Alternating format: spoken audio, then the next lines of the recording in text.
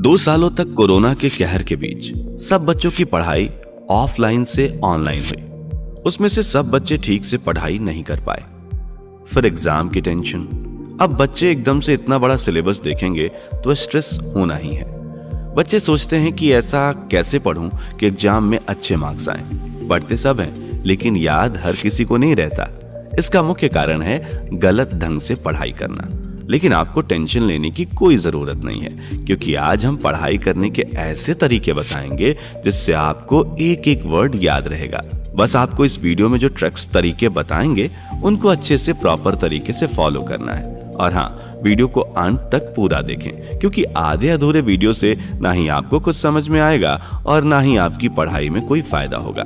Specially students के लिए यह वीडियो बनाया है, इसलिए स्टूडेंट्स के लिए बहुत ही हेल्पफुल वीडियो होने वाला है। अगर आपने बताई गई ट्रिक्स के अनुसार पढ़ाई कर ली तो आपको टॉप करने से कोई नहीं रोक सकता, चाहे आप स्कूल में हो, कॉलेज में हो या फिर कोई बड़ी स्टेट या नेशनल लेवल के एग्जाम में। चलिए बिना समय गवाए वीडियो की शुरुआत करते हैं। दोस्तों, निमोनिक्स नाम की तकनीक का इस्तेमाल करके आप सब कुछ याद रख सकते हैं। पढ़ा हुआ कुछ भी नहीं भूलोगे। आइए समझते हैं इस तकनीक की सारी ट्रिक्स को एकदम सरल आसान भाषा में। निमोनिक्स एक प्राचीन तकनीक है जिसके द्वारा कोई भी चीज को याद रख सकते हैं, जैसे नोट्स, चैट्स, कोरिलेशन आदि। ये सब एक तरीके से निमोनिक्स ही है। निमोनिक्स एक तकनीक का नाम है जो कि ग्रीक माइथोलॉजी में मेमोरी की देवी निमोसाइन से मिला। निमोनिक्स तकनीक पर 1967 में अमेरिकी प्रोफेसर गेराल्ड आर मिरर की एक स्टडी सामने आई। उस स्टडी में ये बात निकल कर आई थी कि निमोनिक्स के इस्तेमाल से लोग चीजों को लंबे समय तक याद रख सकते हैं। जिन स्टूडेंट्स ने निमोनिक्स तकनीक का अपनी पढ़ाई में रेगुलर इस्तेमाल किया, उनके मार्क्स 77% तक ज्यादा बढ़ गए। निमोनिक्स में चीजों को याद रखने के लिए आज हम 9 ट्रिक्स के बारे में बताएंगे, और अगर आपने 9 ट्रिक्स को प्रॉपर तरीके से फॉलो कर लिया तो आपको पढ़ा हुआ सब कुछ याद रहेगा। अब निमोनिक्स से चीजें याद कैसे रखते हैं? निमोनिक्स बहुत तरह के होते हैं, कुछ उदाहरण लेकर समझते हैं। Trick number 1, music mnemonics. जैसे कोई भी आपका फेवरेट गाना ले लीजिएगा। अब वो गाने का म्यूजिक आपको सुनाई देगा तो आपको तुरंत उस गाने के बोल याद आ जाएंगे। आप पहचान लोगे और गाने के बोल बता दोगे। अब जो म्यूजिक है वही निमोनिक्स है, यानी कि जिस चीज को भी याद रखना चाहते हैं उसे गाने की धुन के साथ जोड़ दीजिए। जब हम कोई चीज पढ़ते हैं या लिखते हैं तो हमारे दिमाग का सिर्फ एक लेफ्ट वाला हिस्सा एक्टिव रहता है, लेकिन गाना सुनते समय दिमाग के दोनों हिस्से एक्टिव हो जाते हैं और चीजें हमें आसानी से याद हो जाती हैं। कोई भी विज्ञापन कंपनियां अपने प्रोडक्ट हमें याद रखवाने और फेमस करने के लिए इसी ट्रिक का इस्तेमाल करती हैं। अब बात करते हैं ट्रिक नंबर 2, जिसका नाम है नेम निमोनिक्स। यह ट्रिक तब काम आती है जब आपको कई सारी अलग अलग चीजें एक साथ याद रखनी होती हैं। ऐसे में आपको उन चीजों के शुरू के अक्षरों को मिलाकर एक नया नाम बना देने से सारी चीजें याद रहेंगी। जैसे आपको याद रखना है कि इंद्रधनुष में कौन कौन से रंग होते हैं, violet, indigo, blue, green, yellow, orange, red. इन सब को एक साथ याद करने के लिए इनके पहले अक्षर से VIGYOR यानी कि विग्योर शब्द बनता है। इस विग्योर शब्द को याद कर लीजिए और फिर जब भी 7 रंगों के नाम लिखने हो तो विग्योर शब्द से 7 रंगों के नाम याद आ जाएंगे। अब बात करते हैं अगली ट्रिक्स की। नंबर 3, इसका नाम है मॉडल निमोनिक्स। इसका इस्तेमाल हम सभी पहले से करते आ रहे हैं। इसमें काम आते हैं डायग्राम, चार्ट्स और ग्राफ।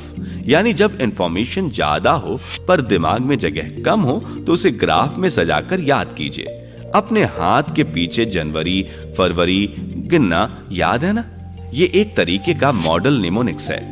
अगली ट्रिक है ट्रिक नंबर 4, इसका नाम है इमेज निमोनिक्स।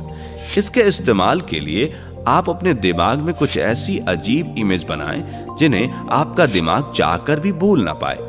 इसे माइंड मैपिंग भी कहते हैं। जैसे मानिए कि आपको सब्जियों की लिस्ट याद रखनी है तो इसे कुछ ऐसे याद कीजिए। उदाहरण, यदि आपको बाजार जाकर आलू, प्याज, भिंडी, टमाटर, गाजर, मूली और बहुत सारी बाकी सब्जियां खरीदनी है तो इन्हें कैसे याद रखेंगे आप? सबसे आसान तरीका है कि अपने दिमाग में हर एक सब्जी की अपने घर में अलग अलग जगह रखे होने की कल्पना कीजिए। और जैसे जैसे आप घर से बाहर निकलते हैं, हर सब्जी को अपने अपने साथ उठाते जाइए। जैसे पलंग पर बैठे हैं तो कल्पना कीजिए कि पंखे से कद्दू आकर गिरा, जिस वजह से आप उठकर भागे और पंखा बंद करने के लिए स्विच बोर्ड की तरफ भागे तो उसमें स्विच की जगह भिंडी लटकी हुई थी।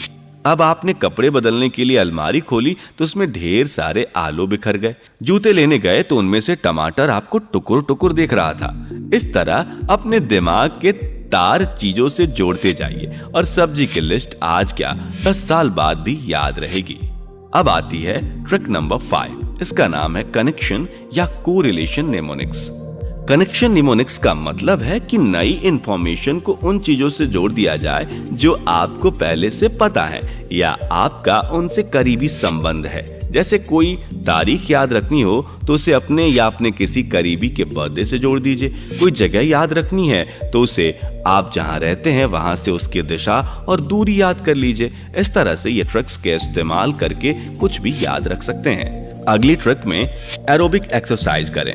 नेचुरल कार्डियो से भी ब्रेन हिपोकैम्पस में नए न्यूरॉन्स पैदा होते हैं जो कि सीखने के लिए ब्रेन का महत्वपूर्ण हिस्सा होते हैं, जिससे आपको कुछ भी याद रखने के लिए जरूरी है।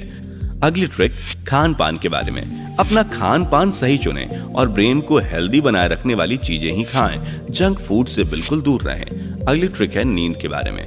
आपका ब्रेन और बॉडी को निरंतर काम करते हुए उसको भी आराम की जरूरत होती है। थके हुए ब्रेन से आप कुछ भी याद नहीं रख पाओगे, इसलिए 24 घंटे में 4 से 5 घंटे की नींद अवश्य लीजिए। हमेशा कुछ ना कुछ सीखते रहें। कुछ नया सीखने से नए कनेक्शन किसी चीज के साथ बनते हैं और हमारे ब्रेन की चीजों को याद रखने की क्षमता बढ़ती है। कुछ और बातें हैं जो आपकी मेमोरी को और तेज बनाएंगी। जो आप पढ़ रहे हैं उसे इंटरेस्ट लेकर पढ़ें।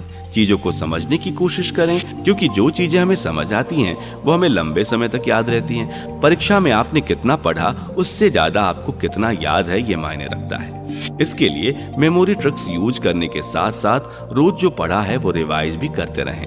जब भी पढ़ने बैठें तो हमेशा खुश और सकारात्मक रहें। जब आप हैप्पी फील करते हैं तो दिमाग की क्षमता कई गुना बढ़ जाती है। अब आप समझ गए होंगे कि आपको कैसे पढ़ना है और कैसे मेमोरी ट्रिक्स अप्लाई करनी है। पर ये चीजें तभी काम करेंगी जब आप अपने दिमाग में से परीक्षा का डर निकाल देंगे। परीक्षा का डर क्या होता है और इससे कैसे निपटे? भले ही आप कितने भी होशियार हो, परीक्षा का डर तो सताता ही है। इसके बहुत सारे कारण हो सकते हैं, जैसे कि तैयारी की कमी, भविष्य की चिंता, पेरेंट्स की उम्मीद का बोझ, कंपटीशन, चीजों को याद रखने में तकलीफ या आत्मविश्वास की कमी। इससे निपटना आसान है। अगर आप स्टूडेंट हैं तो दूसरों से अपनी तुलना कभी ना करें, क्योंकि सबका अपना अपना वीक और स्ट्रॉन्ग पॉइंट होता है। आप अपने स्ट्रॉन्ग पॉइंट को सही से इस्तेमाल करें और अपना बेस्ट दें। स्टडी के लिए अपने अनुकूल एक प्रॉपर प्लान बनाएं और उसको सही से फॉलो करें। बताई गई सारी मेमोरी ट्रिक्स का यूज करें और हर एक के नोट्स बनाएं और बार बार रिवीजन करते रहें, जिससे पढ़ी हुई सारी चीजें एग्जाम में जल्दी याद आएंगी। और एग्जाम से पहले मॉक टेस्ट देकर एग्जाम के लिए अपने आप को तैयार करें। और अगर आप पेरेंट्स हैं तो ध्यान रखें कि हर बच्चा एक जैसा नहीं होता। सबका एक वीक और स्ट्रॉन्ग पॉइंट होता है, इसलिए कृपया अपने बच्चों की दूसरों से तुलना करना बंद करें। आपका बच्चा जैसा भी है उसके लिए आप भी बराबर के जिम्मेदार हैं, इसलिए बच्चे पर ज्यादा दबाव कभी ना डालें। अपने बच्चों को एहसास करवाएं कि नतीजा जो भी रहे आप हमेशा उनके साथ हैं। उन्हें बताएं कि आप भी एग्जाम से डरते थे, पर बड़ा होने के साथ साथ सब सामान्य हो जाता है। हमेशा अपने बच्चों के साथ रहें, उसका हौसला बढ़ाएं, क्योंकि एग्जाम में पास या फेल होना ही जीवन नहीं है, उसके आगे भी जीवन है, इसलिए ज्यादा टेंशन ना लें। चलिए तो दोस्तों, मिलते हैं और अगले हेल्पफुल वीडियो के साथ। और हाँ, चैनल को लाइक, शेयर और सब्सक्राइब करके बेल आइकन को प्रेस करना नहीं भूलें, जिससे कि आने वाली हर एक हेल्पफुल वीडियो की नोटिफिकेशन आपको मिलती रहे।